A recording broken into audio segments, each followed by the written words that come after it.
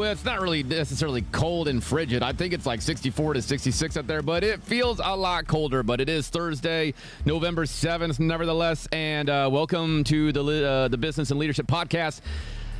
It's me. It's Ryan. I'm your host. I'm your guide for all of this good stuff, and want to thank the Messenger Studio for always crushing it with all the amazing things that they're doing out there. I'll tell you what, if you are not partnering with the Messenger, you are missing out, all right? Not only is it the largest advertisement and news and all of the things you need to know about your county and about current affairs and everything going around, they are incredible people to work with, so you need to say hi. You need to say hi. Great owner, great staff. Wouldn't miss it for the world. Very honored and privileged. We've got some other incredible sponsors, right? We've got Alex Stone in Stone Law Office, is a people's lawyer, specializing in estate planning, trust wills, probation, and deed preparation. We've also got Meade County Christian School down the street, accredited. It's amazing. The finest quality of education with Jesus at the center in the classroom. Fully accredited preschool through all the way through 8th as of 2025-26 school year coming up. Dunkin' Donuts in Corydon, Indiana, serving the finest coffee, bakery, breakfast sandwiches in the, well, it's in the county. I'd like to say country, but, you know, I know that we've got some competitors out there. And last but not least, Eric Hoagland, general contractor, epoxy countertops, bathrooms, full interior renovations. First of all, if you've never worked with Eric Hoagland, you are missing out. That man is the man. Him and his staff are phenomenal. They are the best in the business, and you you don't get what you pay for. You get so much more. He is phenomenal, and he's great to work with. So anyways, I don't know if you've been around this week at all. There was kind of something big on Tuesday night. It might have been an election.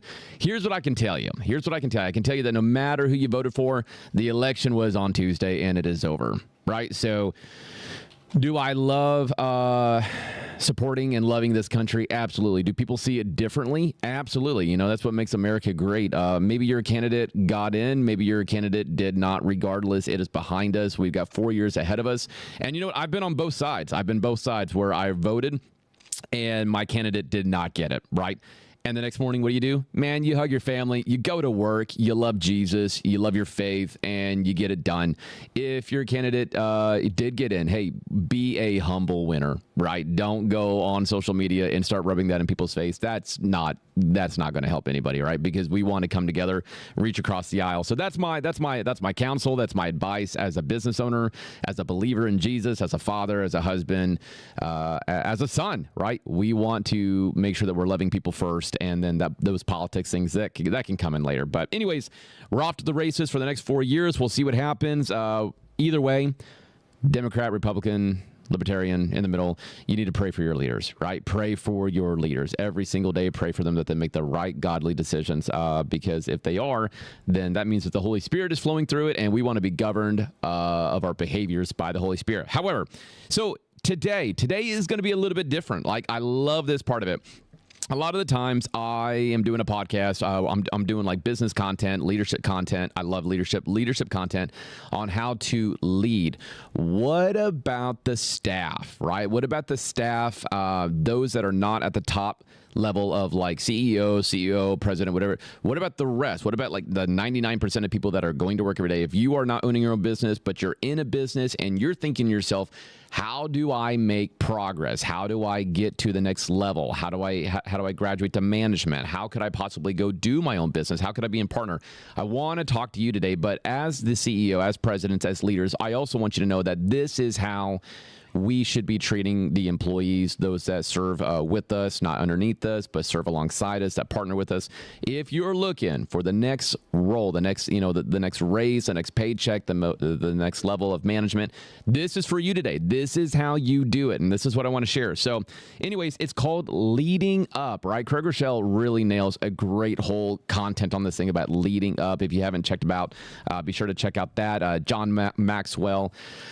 You know, Andy Stanley's got some good leadership content. I think there's some things that he's rocking out there theologically that are off, but his leadership is pretty great. His dad, Charles Stanley, was a phenomenal Baptist pastor, so give that guy a listen. He's not with us anymore. He has passed, but his son is in it. Some great leaders out there, but no matter what you do, right, when it comes to leading up, no matter what you do, the first thing I want you to do is be genuine, right? If you're looking to go to the next level, if you're looking to be recognized by your boss, by your superior, be genuine in what you do. Don't be fake. Everybody will be able to see through it, not just through the smile or the courtesy laugh, but by your actions. Be genuine. I remember when I first started cutting my teeth in business and ministry in Arizona almost 20 years ago, I had a lead pastor who my personality struggled to connect with his. It doesn't mean that introverts and extroverts can't get along. I believe that they can actually balance each other out really well in a partnership with ministry. But my love language, which it was then, it is today, is words of affirmation. Like, I need to know. I don't die for it. I won't plant my flag on it and die on that hill. But it is really nice to know, to be encouraged. Is this going well? Like, do you have any constructive criticism? Do you have any feedback? Do we need to have any hard conversations? And really, that's something maybe we'll get to later in the podcast if we have time. Really hard conversations, that can be true. That word hard can be a thing, but really we should probably start thinking about hard conversations going into what we would call development conversations. Do you want to have a development conversation where you bring somebody in, and when you have a development conversation, you're not necessarily saying, hey, how are you? How's the kids? How's the wife? Blah, blah, blah, like that. If you have to have a development conversation, a hard conversation, it's like, hey, today we're going to talk about something kind of serious. We're going to put in next steps. I'm going to get your thoughts. We're going to recap in 90 days. And if we haven't made successful steps by then, we're going to make a decision, right? That's not really what we're going to focus on, but that is probably a conversation that I think I would have valued as somebody getting into ministry for the first time when things were not going well, was my superior, my lead pastor coming to me and being like, hey, Ryan, listen, I know this is your intention. I know this is your heart, but this is what you're doing and it's not jiving with the church well. Here are the next steps. However, he was a very introvert, very kind man, very passive though, right? Like there would be moments we would be going down the hall and I'm not really sure how to react to him. And as a young 20, I was like 21 years old, you know, I still should have been like, hey, pastor, how are you today? And just initiated the conversation. But I was like in his world. I was in his church.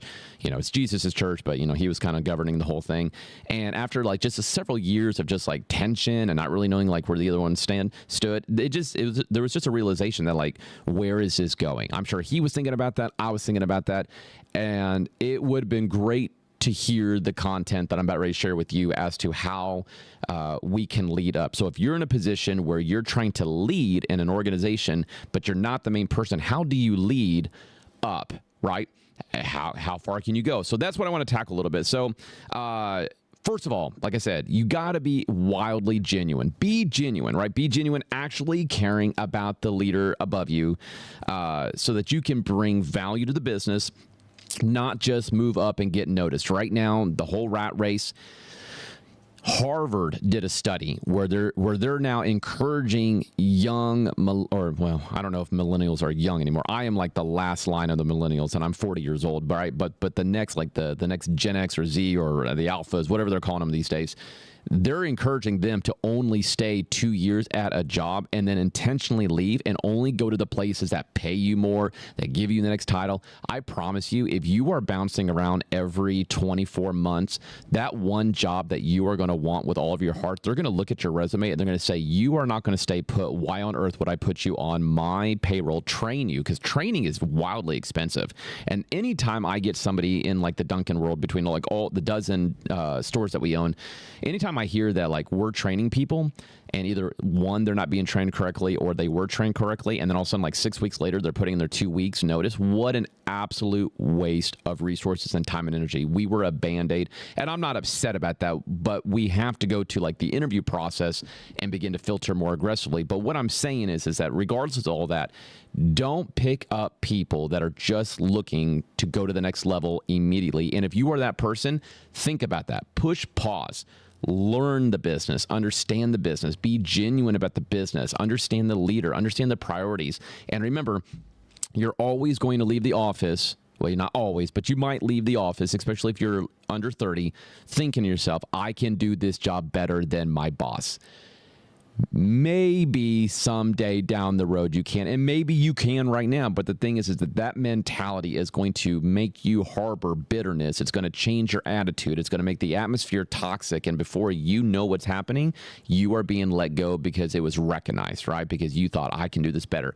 So be genuine, right? Actually care. Bring value to it. Understand what your leader's going through the best that you can. We'll call that empathizing. We'll get that a little bit later. But be genuine in your role there at the business and actually try to bring something to the table that isn't there. Another thing, and I know this kind of wildly close to being genuine, but be thoughtful. Be thoughtful. Think about the team's goals. Think about the vision of the business, the little things you can bring to the table that will add value. Why? Because you care. When people care, people notice. And that's when I say to somebody who's like, hey, listen, they may not have a lot of talent, and they may lack a little bit of this, but I can truly tell that when a guest walks in or a person walks into the church, that they go over there and they genuinely care about that person to ask them things. Those are the people I love investing in because I know where their heart's at. And if I know where their heart's at, I can utilize that. And if they're coachable and if they'll receive and they're teachable, that is the kind of people that you're looking for. I've always said that I would rather take a person that doesn't have a lot of talent, but has a genuine, sincere heart that's willing to be taught. I can use that. It's the ones that come in that just say, like, I have this degree, I'm super smart, I'm super quick, I've done this, I've done this, I've done this, and I'm just like, hey, that's a great resume. Are you willing to be coached? Like, are you willing to learn the atmosphere, the culture? Do you know what it is that we're going to be going for here? You know, and a lot of the times they say, well, but this is what I want. And when I hear that this is what I want, it's not that I'm not accommodating to your lifestyle. Maybe you're a single mom, a single dad, you've got bills to pay, you've got, you know, reliable transportation is barely reliable. That I understand when it comes to your schedule. But when I start hearing that this is what you want, remember, you're applying for the business that we've worked and bled and sweat for the last, you know, however many years. So be thoughtful. Be thoughtful that you're coming into something and that we want to know the team's goals. We want to know the team's values, the visions, and not just because you want a raise and to be something or somebody within a very short amount of time. That never works out. That's like trying to get rich really quickly. You might, right? You might launch this incredible YouTube with like the greatest content and you might make like $1 million, but if you've never known how to manage $100,000, you will blow through $1 million. And most people spend money before they get it. And then they're like, wait, what do you mean taxes? What do you mean taxes? What do you mean I got to because I've gone over this threshold, I now have to go from like 12% taxes to 18 to 25 to 33. You're telling me that I got to give a third of my taxes, of my paycheck away? Yeah, because you never managed 100 grand. Why on earth would you manage $1 million, right?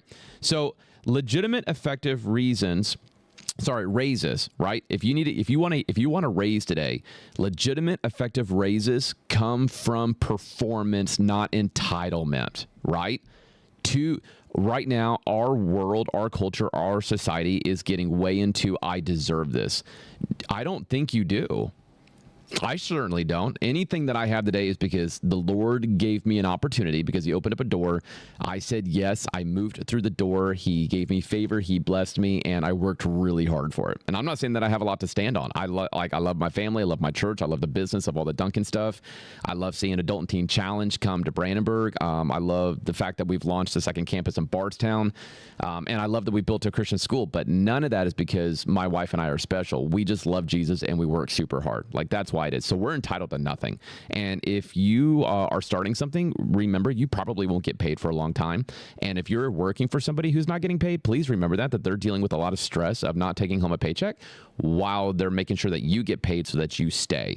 Right? So be sincere, be thoughtful about that. We're entitled to nothing. Your motives must be genuine and thoughtful. You're playing the long game, not just, I want something really quick as soon as possible. It is not a drive-through, microwavable business. That's not how good businesses are built.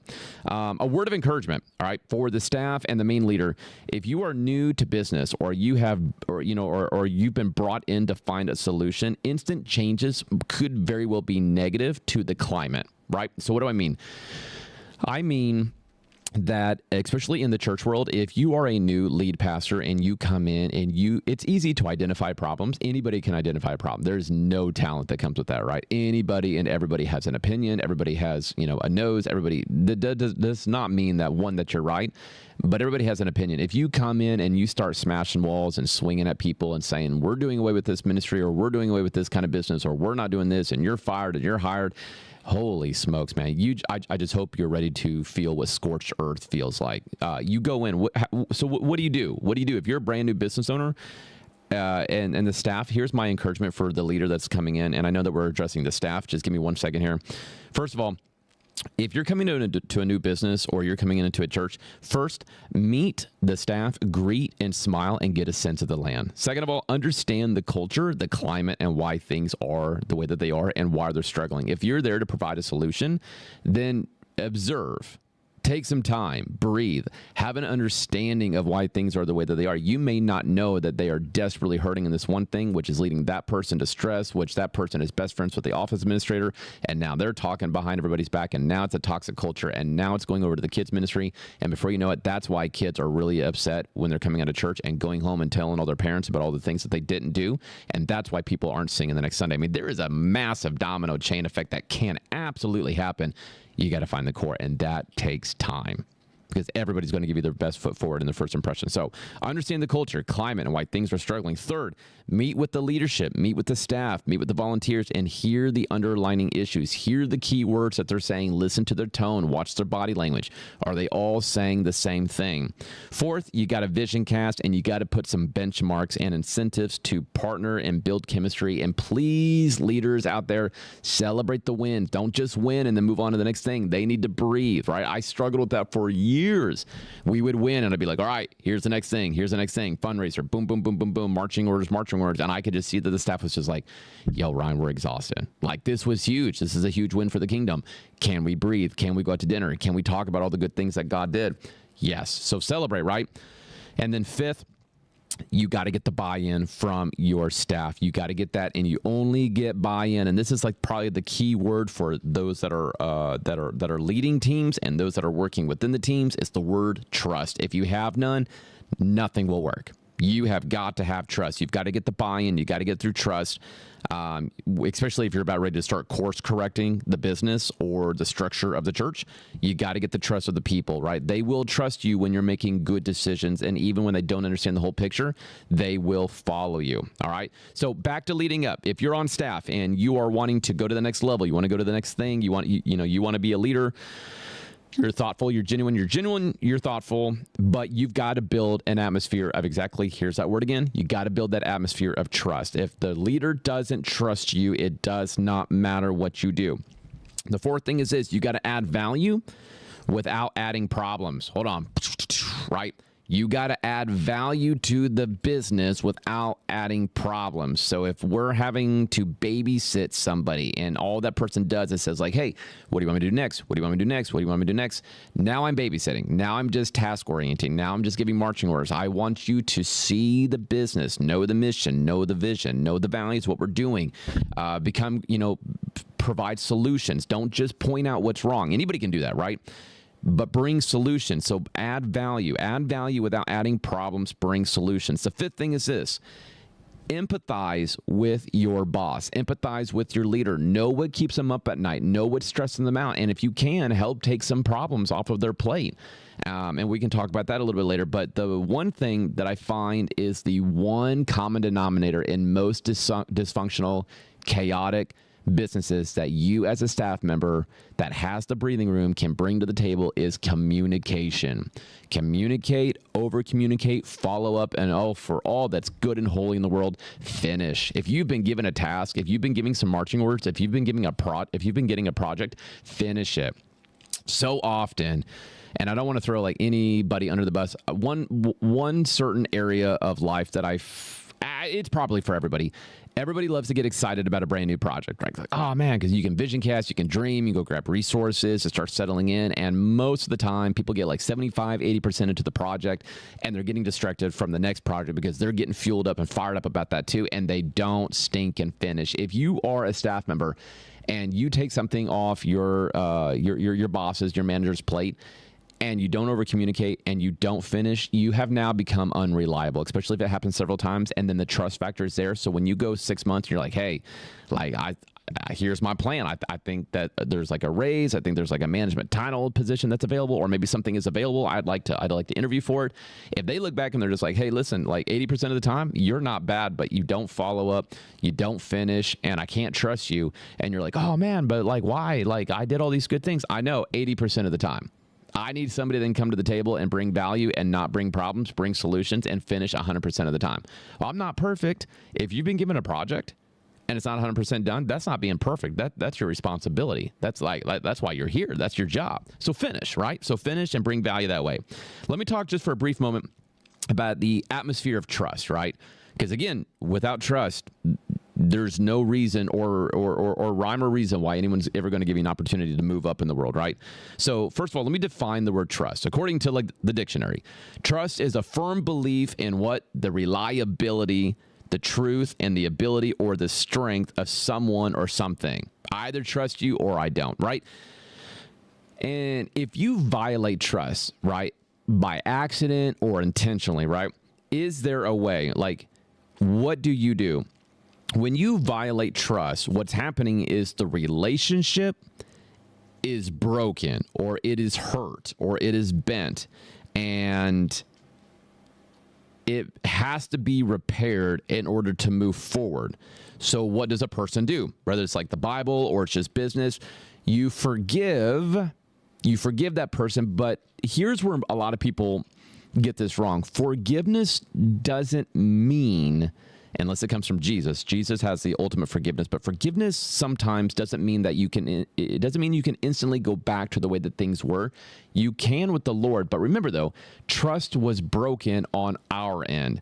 So if you have broken trust with your manager, your boss, your superior, or even a coworker, forgiveness means that there is an opportunity to rebuild that relationship of trust. It doesn't mean you can just go back into the office next day and be like, and nothing ever happened, because something did happen, right? If you you dropped a huge deal, you dropped a huge thing of sales, you didn't show up for a shift, or somebody was counting on you, you didn't, no call, no show, that trust has been broken. When you ask for forgiveness, what you do is you're saying, hey, give me a chance to rebuild that relationship of trust, and I am sorry. And don't go in for all the reasons why it happened. Most of the time, they're just excuses, and people can't tell the difference between reasons and excuses. So forgiveness is not an automatic do-over. It's permission to rebuild what's been broken. Trust requires, this is so important. Ready? I hope you're listening to this. Trust requires consistency and time. So if you walk into a brand new job and you're just like, hey, trust me, I don't know you. It's gonna require consistency of you each and every day doing your thing. And it's going to take pattern, history, and time to do it, right? So trust requires history and time. All right. And why do people sometimes get promoted, and why do some people do not? And why do some people get released, which is a nice way of saying fired, right? Those that get released, those that are no longer with the business anymore, are not meeting expectations. They have broken the trust factor. They are late. They're breaking the trust. If they complain, they're breaking the trust, because it's a toxic vibe brought into the team's workplace. If you have a legitimate concern as a problem solver, come and say, hey, listen, this is what I'm observing. This is how it's being led to. And most people stop there. And the third thing is bring a solution. This is what I'm going to help do about it, and I'm going to follow up with you in like 3 to 4 days. I'm going to give you updates. We're going to do progress reports. You have no idea how huge that is for a leader to hear that and not have to babysit that, right? So that's why a lot of the times people get released. They break trust. They're late. They complain. They're unreliable. The job's not getting done. There's no follow up. And then when it comes time to like consequences, they're just like, well, here, it's Betty's fault. It's Dean's fault. It's Jenny's fault. It's all these other factors were playing in my life, and it's all their fault. But you're the one receiving the paycheck, are you not? Like, you're here to problem solve. So let's problem solve. Those that don't get promoted. Ooh, that's good, right? You ever been passed up for promotion? Everybody has, right? What was going on? They were underperforming. Or they were just normally performing. Maybe they're making poor decisions. Maybe they're remaining idle. Maybe they figured out it was a 9 to 5. Maybe it's a punch in, punch out. No matter what happens, they're getting paid. But there's a difference between those that are not getting promoted and those that are getting promoted, right? Those that are getting promoted, here it is, they overperform.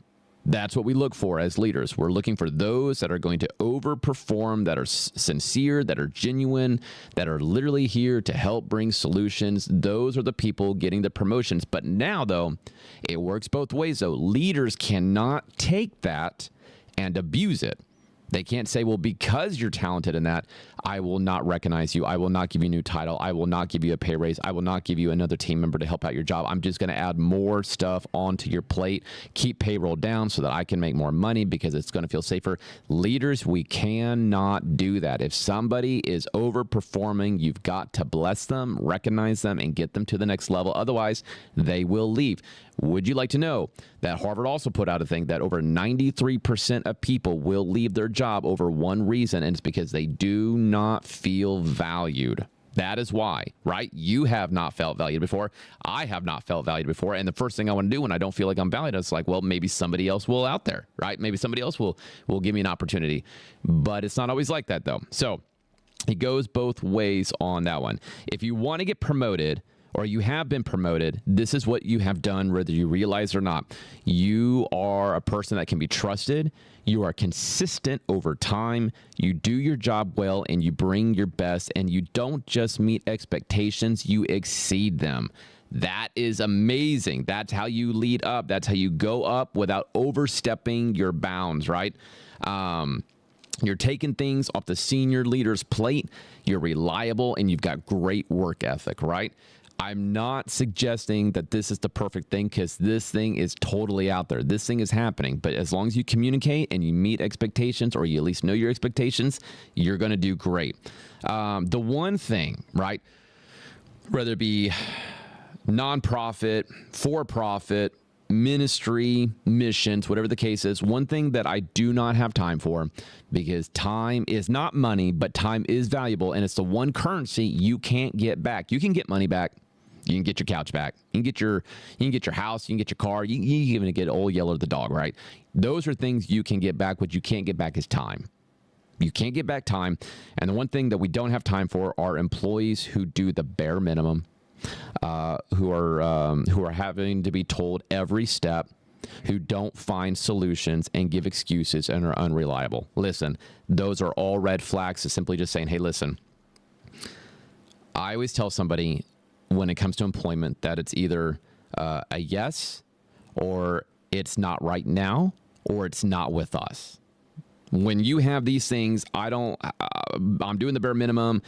I have to be told what to do. I don't find solutions, I give excuses, and I'm unreliable.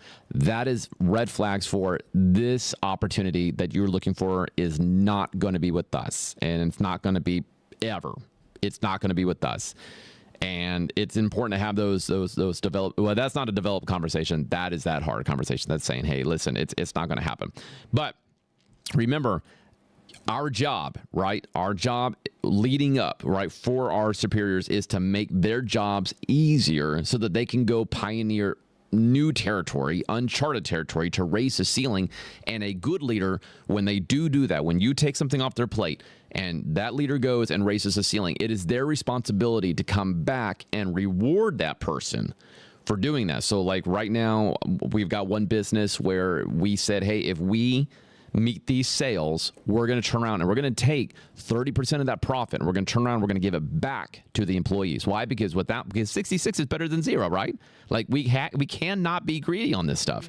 And then we have to turn around and say, listen, this is because of you. But we also give them next steps. We say, like, when somebody walks through the door, you know, what is our posture? What do we say? How do we say it, right? We give them all the tools. We're not trying to micromanage. We're just saying, here's all the things that's going to get it's going to get these sales to the next thing. And this is this is your role that you play in that. And if executed correctly at the right time in the right place with the right energy, this is going to work. And would you believe 3 out of the last 4 weeks, we have hit sales higher than we ever have in 18 months, right? That's because, and so now they're saying, Are you going to follow through with what you said? Are you going to give us these bonuses? Absolutely. And not only at the end of the month, every single week, right? And then they trust you, you're trusting them, and then the whole organization continues to grow. That is the power of momentum, which we'll talk about that next podcast. The power of momentum. That's like a leader's best resource and weapon. So those are some great things that I wanted to share with you today. Here's the last thought, the last advice, right? If you don't deliver, you won't be counted on. And if you can't be counted on, the opportunities, you will never have the opportunity to move up. So build that trust, be sincere, be genuine, right? Understand the empathy, the values, know the business, and go at it with all that you got, and be most importantly, be a problem solver. Thank you, hey, for taking some time to be with me today on this leadership business development. I'm excited to get with you again. We'll talk about the resource and the tool of momentum and how that'll help your business. All right, have a wonderful time. Be blessed.